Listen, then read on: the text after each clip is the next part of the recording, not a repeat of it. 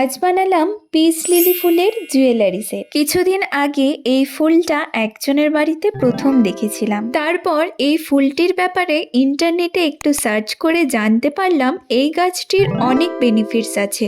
যেমন এই গাছ ঘরে থাকলে ঘুম ভালো হয়, এই গাছ শান্তির প্রতীক, বাতাসে এমন অনেক জার্মস ঘুরে বেড়ায় যেগুলোর জন্য ইনফেকশন হতে পারে, এই গাছ সেই সবের থেকেও রক্ষা করে।